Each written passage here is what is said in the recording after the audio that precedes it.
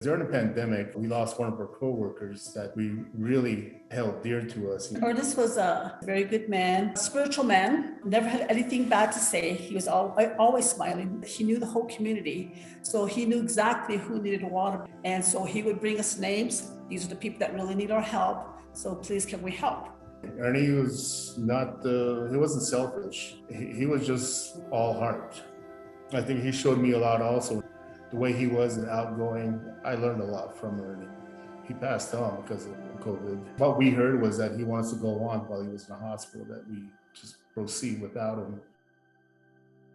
A lot of Navajo people do not have running water. It's a very difficult thing to get to, especially those people that are living in rural areas. A lot of them still continue to harvest water in 55-gallon water barrels. With DigDeep, we are able to help those families to ensure they have good drinking water. Before the pandemic, we were doing the home water system, which includes a 1,200-gallon tank that's placed underground, piped into the house to a sink, so people have water inside the house. Since the pandemic, we're not allowed to go into homes. We are doing the 275-gallon storage tanks that we put outside the homes. Because of the pandemic, a lot of people lost their jobs. They had to return home. So the number of people living inside a certain home, has increased, and so they use a lot more water.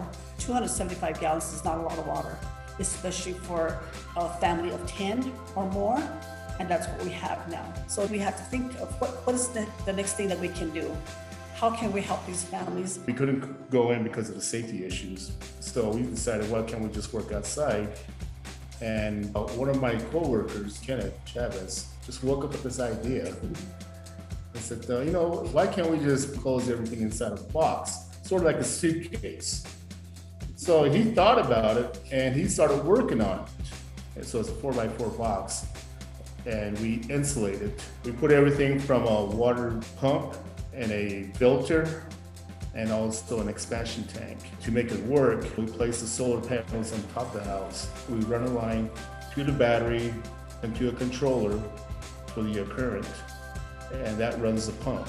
We also put switch on the outside, and we also have a meter that shows how much pressure is within that water line. And from that water line, it goes directly into a spigot that comes outside of the box. It's going to become home water systems, when we are allowed to go back into the homes. We already have the tank into the ground. We already have the pipes close enough to the house to where when we're allowed to go back into the homes, we're easily going to connect into that and put the sink inside the house. Water shouldn't be taken for granted. There's a lot of people that don't have running water, that don't have electricity, and people don't know that. Some people used to ask me, why doesn't everybody have water? Well, it's easy for you to say because you're from the city. You actually can just go down to City Hall, pay your fee, and you'll have running water or electricity the same day at 3 o'clock or something. But here, it's a long process, and that is the reason why a lot of people don't have running water on the Navajo reservation. So take care of your water. There's a lot of people that need it.